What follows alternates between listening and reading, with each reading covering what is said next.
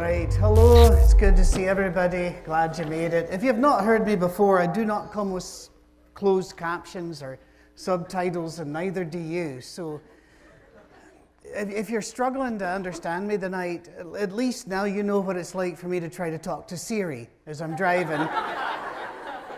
We do not get along, and in fact, the longer I talk to Siri, the less Christian I am, actually. And I believe she's actually making recordings to play to my church later, but that's between us. If you've not met me before, your run of good luck is now over. My name is Patrick. As you can tell from the way I talk, I live in Nashville, Tennessee,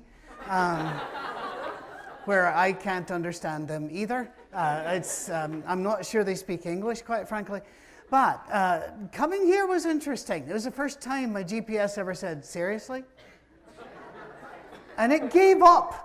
It said, "Don't have data from this, basically you're on your own, lad." And I found a collie dog and two shepherds, and they got me here. But I'm glad you're here. And if you don't know, I'm a neuroscientist who works in the ministry and also a bit in some other bits and pieces. So I want to start with a bit of science, but don't get too excited. I know it thrills you, especially this time of night. I'm surprised and thrilled that you're here. Not so much in Stamford, because that's, of course, we're thrilled you're here.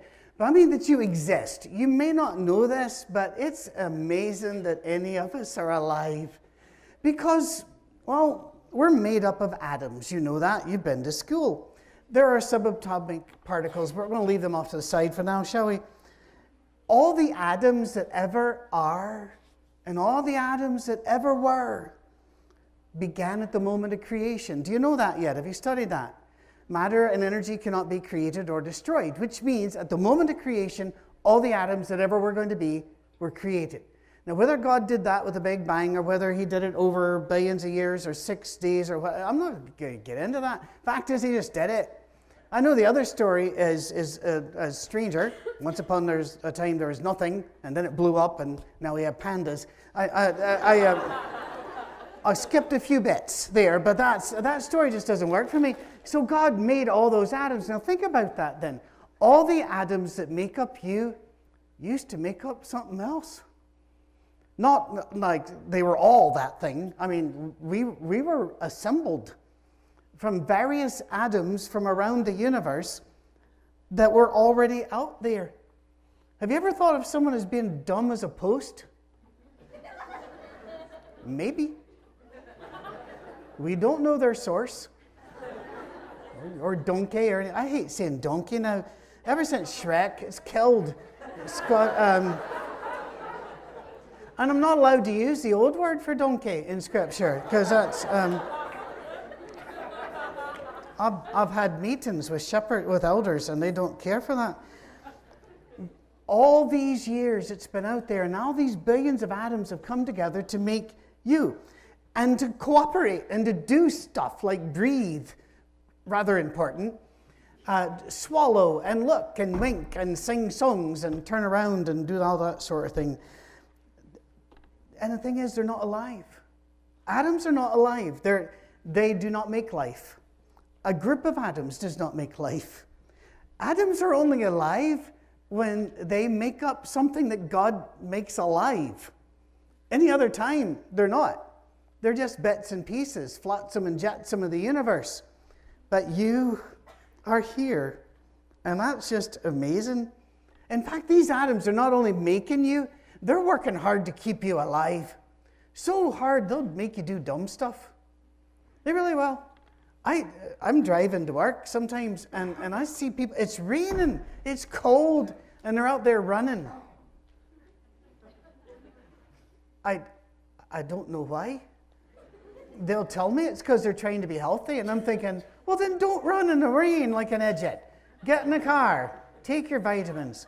Eat a donut. It's good for you. But they're so devoted to this task that if a building's falling on you, you'll do this. This doesn't work. It's singularly ineffective at avoiding a building, but you can't help it. A car's rushing right at you, and you go, "Oh yeah, that will do it. Yes."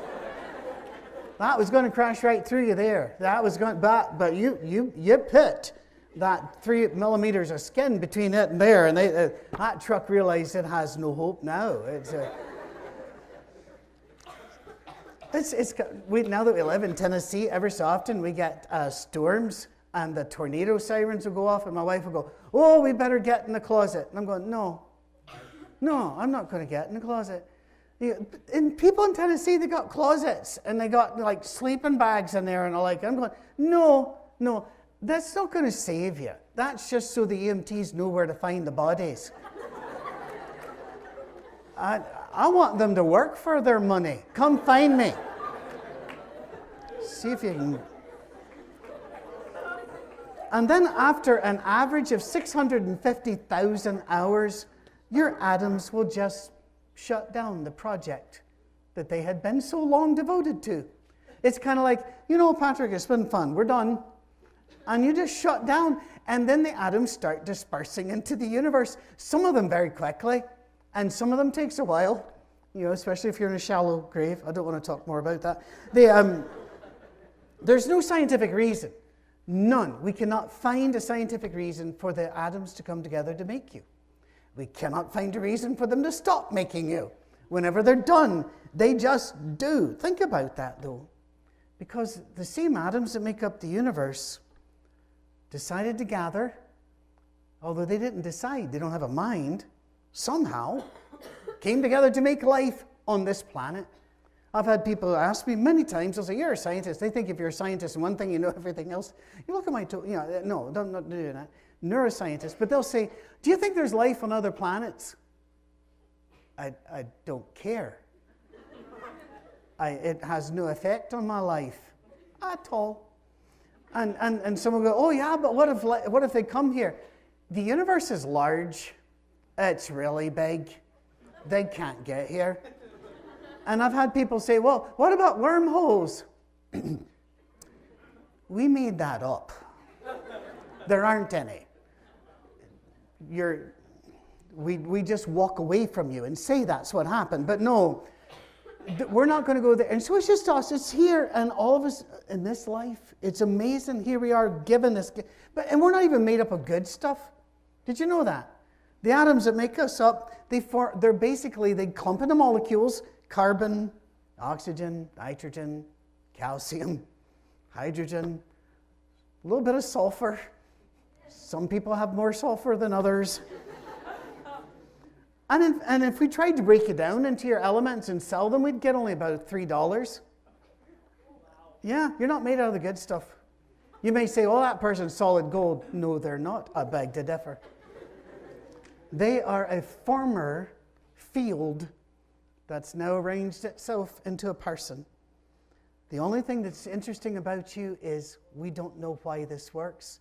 We don't know how it works, but you're the only time that atoms get together and think and offer grace and are self-sacrificial. I mean, I like animals, but I've never had a cow hold me back going, "Wait a minute, Patrick, there's a snake there. You may want." Cows don't do that. Actually, cows are just tasty. They are.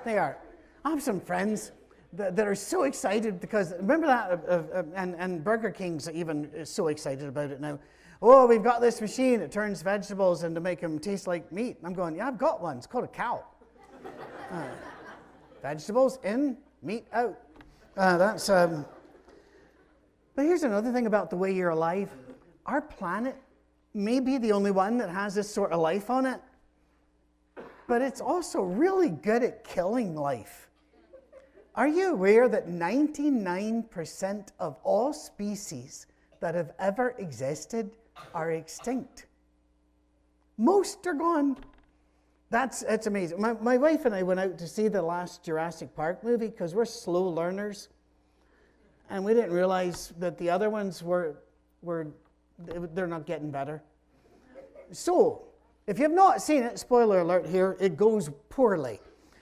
When you bring a dinosaur into the middle of downtown LA, it doesn't work well, and nobody could have seen that coming, frankly.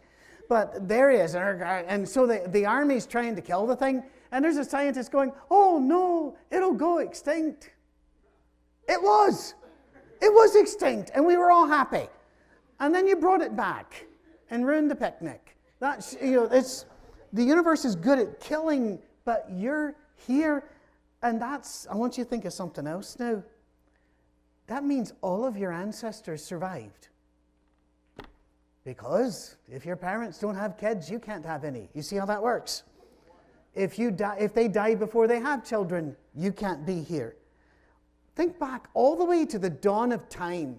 Human beings have died from disease, starvation, thirst, exposure, war, stupidity.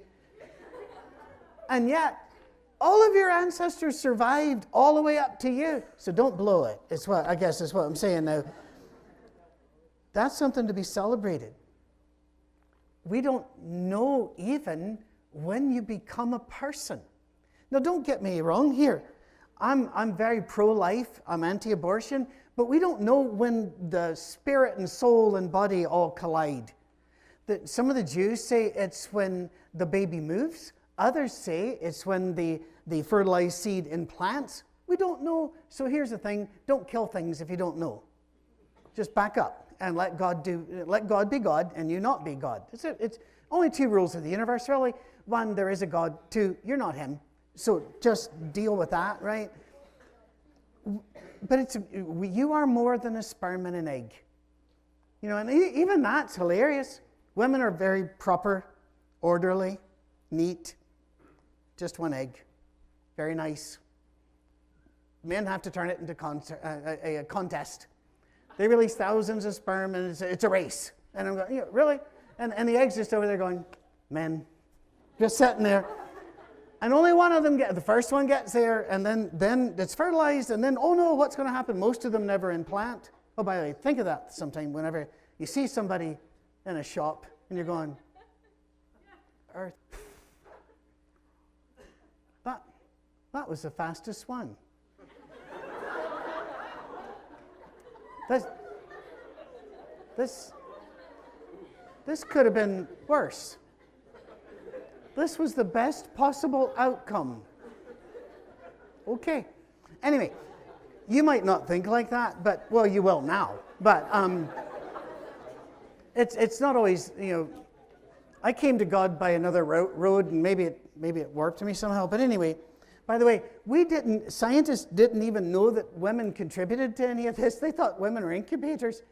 I'm serious. And that's why in the scripture you'll never hear, I'm the son of Sarah, the son of, because they always thought the men was like those Russian nesting dolls. Everybody was in there, right?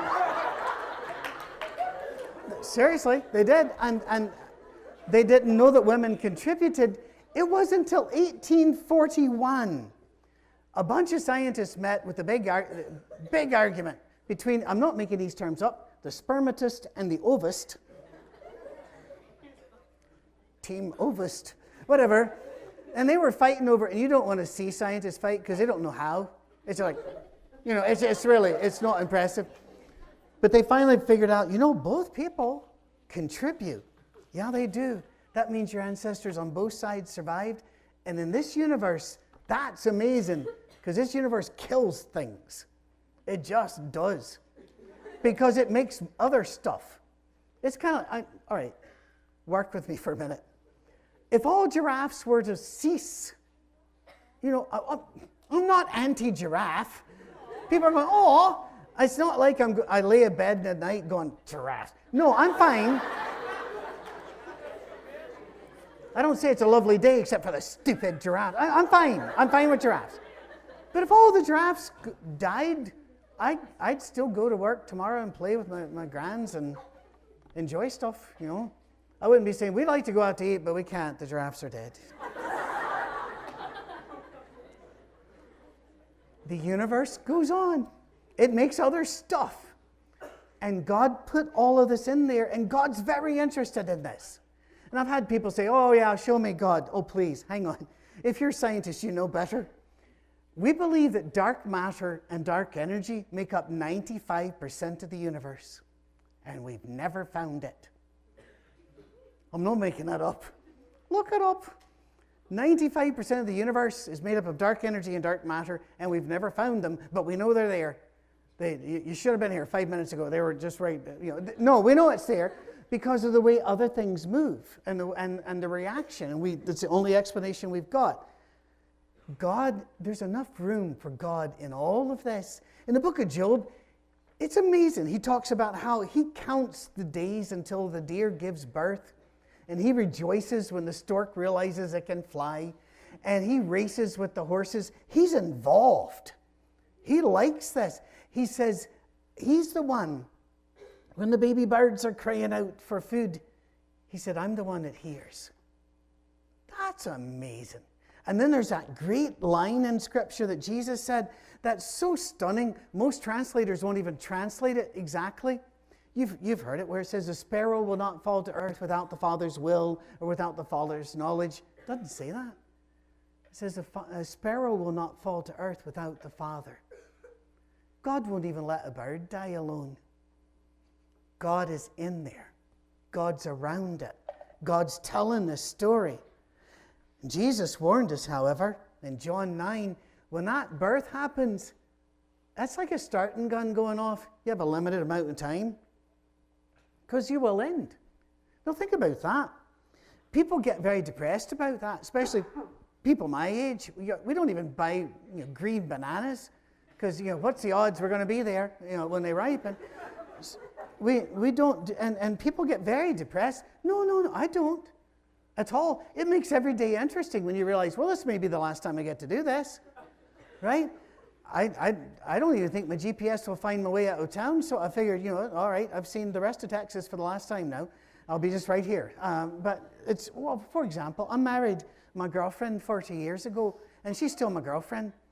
She's still my girl. And my favorite place in the whole world is 2 feet inside my front door, because that's where I'm going to see my girl. And she's American and she's normal. She likes me to bring that up. Anyway, and I love the girl. Whenever I speak to her on the phone, I always tell her I love her. I always tell her she's wonderful, because there'll be a last time. And whenever I kiss her goodbye, it's not like a little peck on the cheek. I'm away. No, I kiss her like I'm trying to clear the drains, because it's. Sorry for the visual, but if I die, I want whoever comes next to have a bit of a challenge. So you got to raise the bar the best you can. Regardless, life is valuable because it's limited. You don't get it forever. So we enjoy the now, because we don't have tomorrow. Just go ahead and enjoy the now. So you're here. You're spending part of those hours, those 650,000 hours on average, you're spending it here. Now that's brilliant. That really is. Because this is an investment in the rest of your life. Because the rest of your life, there are going to be times where it's not going to be that fun. Here, you get to sing, and you get to see other people, which I think is rare in this part of Texas. I don't know. I've not seen it in the daylight, actually. It was a bit flat coming in, so I'm assuming, it's handy. If your dog runs away, you can still see it 3 days later. But is he making fun of us? No, I'm not. Just back to sleep. There we go. Your life is a gift, and there's not a thing we can do to bring life into this world or take it out without God. He has decided, we can kill life, sure, but I'm talking about that disassemble and we can't do that. You are a creation of God, and you are such a unique one as well. When I was we were in Detroit for 10 years, and it snowed a lot. Have you ever had people tell you, there are no two snowflakes alike? Well, actually there are. We've spotted them. But the big giveaway here is nobody's checking. Have you noticed that? It's snowing a bit, and you don't see a whole bunch of scientists running out going, seen it? No, they don't. It's a guess. Atoms in the universe. We guess that there are 10 to the 61 power atoms in the universe. That's a 1 with 61 zeros after it. You can draw that out later and put the commas in when you have a free day and a half. That's a lot. But we can take the DNA from any male and any female in here, and you can make 10 to the 128th power individuals. Unique. No twins, no triplets. Unique. Which, and if you're thinking 10 to the 61, 10 to the 128, that's like twice as much. You'll enjoy exponents later. It's quintillions of times more. That means you are far more unique than the universe in which you live. We will see everything out there again. A lot. We will never see you. This is it. And you might be thinking, right, this is it, this is it. Hang about, hang about. You are precious because you're alive. None of us got to check boxes before we were born. Do you think if I could have picked my body and all that other, I'd ended up like that? No, no, no. I wouldn't have ended up sounding like Mickey Mouse on helium. I would have had, a deep, I would have had a deep muscle. I still want the brain, but, I'd tell my wife, I just wish somebody would love me for other than my brain. And she goes, well, hon, they don't love you, so you're good. Anyway, the whole point. She's good for me, so she is. You are a unique creation of God. My wife's from Colorado, so we lived out there a couple times. And every so often, we lived in Colorado Springs. People would want to go up to Pikes Peak, up the top, 14,174 feet. So we'd go. You can drive, so you don't have to climb. I always want to tell people that as I'm seeing them up there going, we have a road. But anyway, you get up there at night and you're away from all the lights, and when the stars come out, it's fascinating. And so every time we took a group up, somebody would say it. I've just stood there waiting for it. I'm going to make them English because, I can.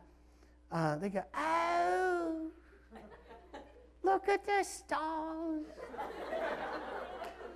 So many, so vast, so far away. I'm waiting for it. Doesn't it make you feel small? No. It's a burning rock. But I, on the other hand, am amazing. And that's when they'd want to leave the mountain. But the point is very valid. We will sometimes see a sunset and go, oh, look, isn't that great work of God? Well, yeah, it is. He does light refraction through dust particles, but it's really good. It is. I'll give you that. If I want to see the handiwork of God, though, I'll look at you. I've had people that will say, when they're in nature, I like to get out in nature where it's just me and God. You want to be where God is? Get where people are. Because that's what he made. And that's what he liked. And Jesus didn't die on a cross for frogs and wasps. He died for you. Now, I don't know why we have wasps either. I would ask God about that when I get to heaven, but I'm not going to. I don't want to annoy anybody in heaven with a list of questions, just so they don't say, could you check to make sure Patrick's really supposed to be here? No, I'm going to be very quiet and let's let it go. Everything in the universe was made by God speaking it into existence. Everything except you. Did you know that? Read the Bible. You're the only thing in the universe that God made by hand. Everything else, he jobbed out. He just spoke it into existence. He thought it into being. But he got involved. He's very involved. And while you may not always like the way you look or what talents you've got, God does. He needs that right now. I work in ministry. I work with federal law enforcement and help them a lot. I play guitar behind singers. I'm not qualified for any of these jobs because I'm qualified to teach neuroscience in school, in university. And I'm on staff at a couple, but that's not the point. The point is, I am planning in my life. It happened. And it's been brilliant. I wouldn't trade away for nothing. I might make fun a bit about trying to find Stanford or the like, but I wouldn't trade this away. That's why I'm here. That's why I'll get in the car tomorrow and drive 14 hours home. There were some issues I was working, but anyway, so I didn't get a flight this time. Why would I do that? Because you are driving 14 hours home is worth it to me to spend 40 minutes with you. Because you are handmade by God. I may not see you again until you get into heaven. I'll be there long before you. So, don't come on my lawn. Anyway, you are worth it. And the whole world is going to be saying, oh, no, you're not. And so all the commercials will be out there. You might need this pill. This is the only country I've ever lived in where you can advertise medicine that you can't go get. You have to ask the doctor. Well, then what's the point then? Show him the commercial. And then the list of side effects. Have you listened to those? Oh, my goodness. There's one for depression. I'm not making this up. There's one for depression. One of the side effects, death. That's not a side effect. That's a terminal effect. The box ought to have a skull and crossbones on it and says, this might kill you, but you might be happy as you go. I'm not sure. And the commercials are terrifying. They'll say, this is what you're supposed to look like. This is what you're supposed to, and the world does not want you to be happy. This week, Thanksgiving week, you just watch it. The news people will come on and they'll start showing you hungry and homeless people. Why? Because they know you're eating. And they don't want you to be happy. And so then Christmas is coming and you're thinking, all right, I'm thinking about getting a little hair thingy for my mom or something. And there's a commercial where a guy buys $140,000 worth of trucks for he and his wife without even asking her which color she liked. Stupid. No, really. I think I found the donkey. And it's all to make you go, oh, that makes mine look awfully small. No, don't let the world do this to you. The world will say, you're too fat, you're too skinny, you're too tall, you're too short. I don't like your hair, I don't like... Well, here's the thing. The world's never made a person. So it has no authority in this. The world is a warped mirror. Now think about this for a minute. You're modern folk here, so you don't have... back in the old days, you go to a fair, and one of the things they'd put you through was the fun house. It was a fun house because it said it was. Don't argue. So as you go in, all the warped mirrors, and one makes you look wavy, and one makes you look tall, understand that that's what life is. When somebody looks at you and goes, well, I don't think much of you. Well, good, because you're not the expert. You're worth what somebody will pay for you. That's what you're worth. And God gave himself for you.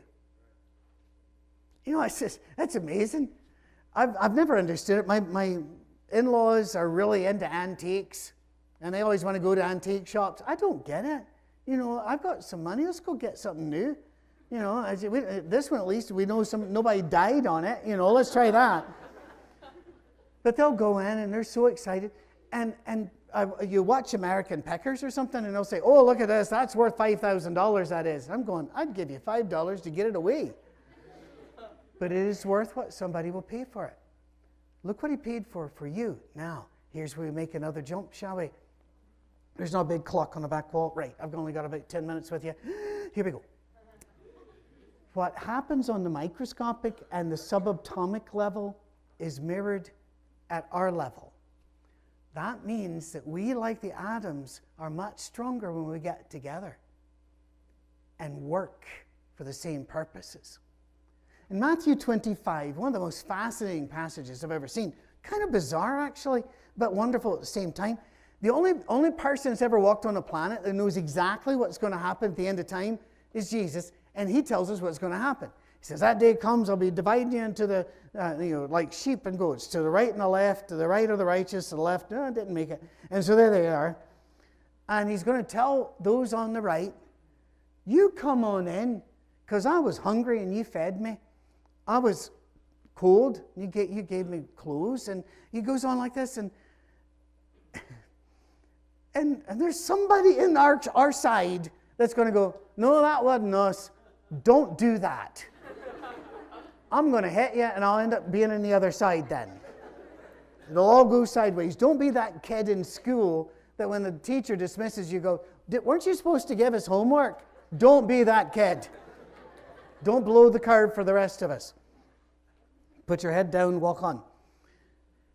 I find it fascinating. He didn't say because you were brilliant, because you were great, because you understood everything about the Bible, you got everything about God absolutely right, your beliefs are better than anybody. He didn't do that. He said the way you treated each other. First gospel sermon preached in Acts chapter 2. We always like to run to Acts 2:38. I'm saying 30 because I'm proud to say 30. Because in Scotland we say 30. And my mom's Irish, and they can't say their THs, so it's 30. So I grew up between 30 and 30, and now I live in a place where it's 30, and it's just killing me. It's absolutely killing me. Anyway. Yeah, I'll let you practice if you need some time. But Acts 2:38 says, repent and be baptized. And we love that one. Keep reading there, Bucky. It says, all the believers had everything in common. They sold their things so that nobody was hungry, and they shared everything they had. That sounds an awful lot like the atoms that are making up you. We're here for a bigger purpose than ourselves. You see, my life's not about me. I'm not the point of the story. I'm just a part of it. You're not the point of it either. So that means none of us gets all we want, which is good. Because if I got everything I wanted, there'd be a whole lot of people that's head would just explode because they annoyed me. They got in front of me at Walmart or something. I'm sorry, that's it. You can't live anymore. No, God's God, we're not. We're a part of the story. We just move the story a bit. And how do we move the story forward? By loving each other and taking whatever gifts we've got and adding it to the pile. My family doesn't have a great history of faith and the like. We've been warriors for 300 years. And that means that if we don't watch out, we're kind of mean to people. Because it's an unbroken line. Our son's our first, we've been Royal Marines forever, but my son's our first United States Marine, and I thought, oh, lucky you. You don't have to, fight in a skirt. That's good. Oh, it's always good. And it makes parachuting far more comfortable. But somewhat less terrifying for those below, but still, it's fine. It's good. There you are. And by the way, I'm listening to some of you trying to copy the way I talk. Listen, you could have talked like this, but you shot us, and we had to leave. You remember that little dust-up? We're over it. We love what you've done with our country. Anyway,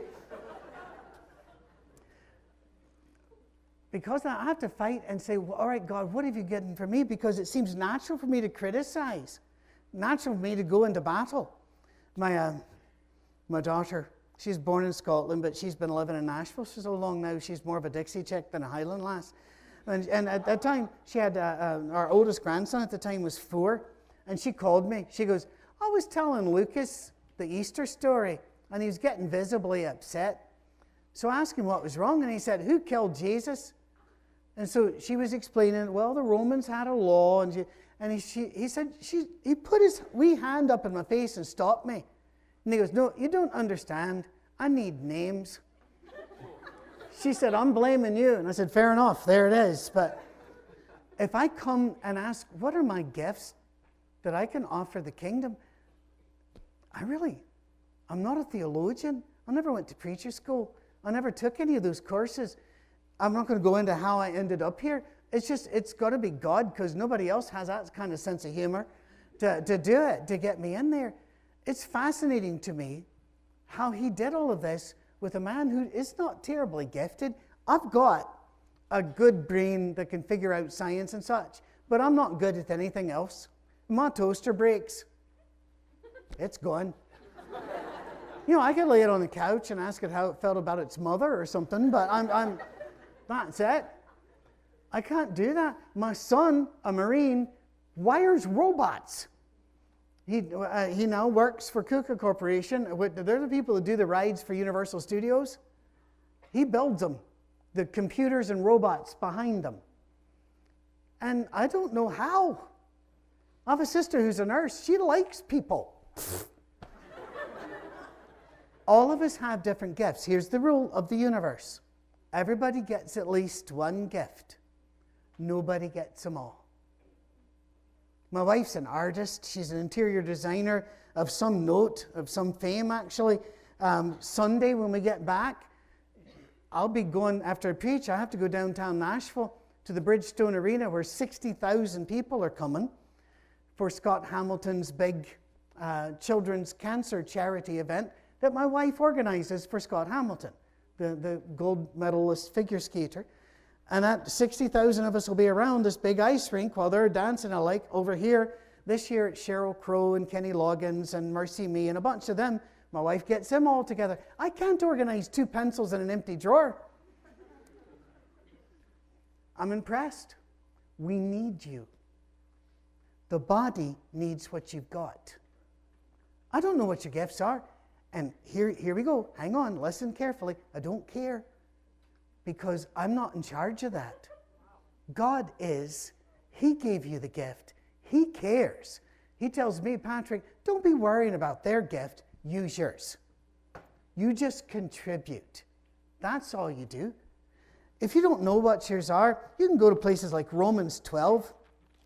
Blue lights. I hope it's blue. Might be having a stroke. You never know.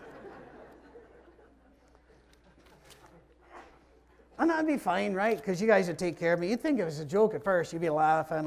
Anyway, I'd be saying, call 911. They're going, oh, he's hilarious. So he is. Anyway, in Romans chapter 12, for example, it says, each of us, we're all one body with many members. And they'll even go, 1 Corinthians 12 as well, even go into this bit about saying one part can't say to the other one, they're not needed. Think about this for a minute. When I was born, back in that old day, they thought a whole bunch of organs in our body we didn't need anymore. We used to use them when we were in trees or swamps or something, but not now. Like the appendix. Whole families would go in to get their appendix taken out together, just, while one's getting it, or tonsils. So they're like, the appendix is not vestigial, it's useful. Now, if yours is gone, fair enough. You've got redundant systems, you'll be all right. But it's healthier to have one. Same with tonsils. And people say, then how come they go bad so often? They're throwing themselves in front of the bus for you. They eat the bad bacteria, and sometimes it kills them. But it saved you. All of these things are useful. And you might think of yourself as just the appendix here. You're useful. I preach for a church that has 1,000 members, and I love that church so much. But I wrestle with my faith sometimes. If you wrestle with yours, you need to know that some of us who work for God wrestle with it too. And sometimes during the singing, I'll stop singing because I need to hear you sing. I need to hear your faith encourage me. And then I'll get up and preach, and people come after, and they'll say, oh, that was brilliant, that was so helpful. And I'll look at them and say, I couldn't have gotten up there without you. And they think I'm just saying something. No, I'm not. I'll be driving, like I said, about 14 hours tomorrow to get home. And should I arrive and all the other, I know that there are 4 women who have dedicated themselves to pray for me before dawn tomorrow and will be praying until they hear I'm home. And that's not my wife and family and all. No, it's 4 women in the church that have stepped forward to say, we're going to cover you with prayer the whole way. You want, wow. See, I can't do that. I have attention deficit disorder prayer.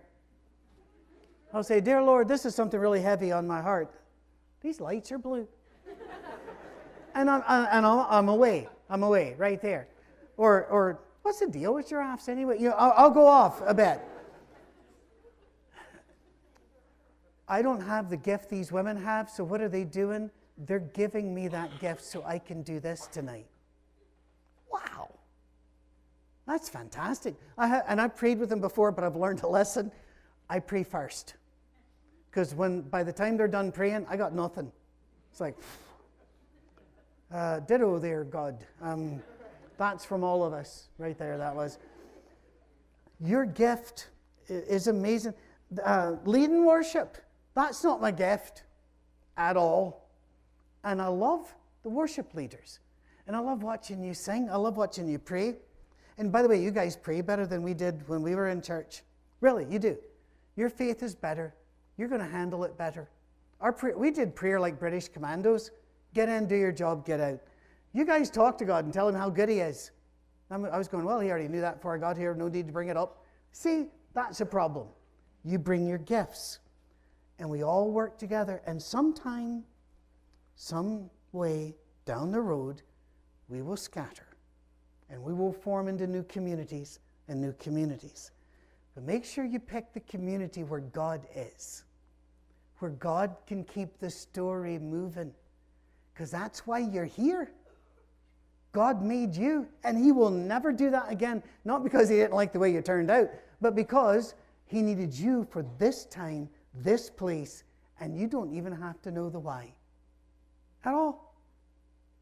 If you're asking, Patrick, what's the reason you're alive? I have no earthly idea. My wife and I look at our grandchildren, and they're fantastic, and we're thinking, is that why we're here? Is this why? Not for us at all, but just so that we could be a part of that Adam stream to bring these kids. If that's so brilliant, I'm cool with it. I love doing it. I love being a part of the story. I love being a part of your story. So, love one another. Romans 12 tells us, love must be sincere, hate what is evil, cling to what is good, be devoted to one another in love. Honor one another above yourselves. In fact, if you want to have a good study sometime, go through the New Testament, the letters. The Gospels don't do it too much. Go through the letters and underline or circle every time it says one another. And then realize you're made up of billions of one another's. And if they don't do their job, you aren't here.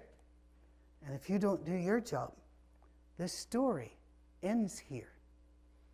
Bring whatever you've got to Jesus, because Jesus can even take one boy's packed lunch and feed 5,000 people and have more leftovers than he started with. And that's kind of funny. It is. Don't holy it up too much. It really is. They're up there, the apostles leaning over to Jesus. You might want to wrap it up. They're getting hungry. Seriously? You're telling God, you need to cut that a little bit shorter. That's hilarious. And then Jesus says, oh, feed them something. 12 unemployed guys. That's hilarious. But all you got to do is bring what you got. It's his job to do something with it. He doesn't have to tell you what it is. Just show up. And you have. I'm impressed. God bless. Cheers.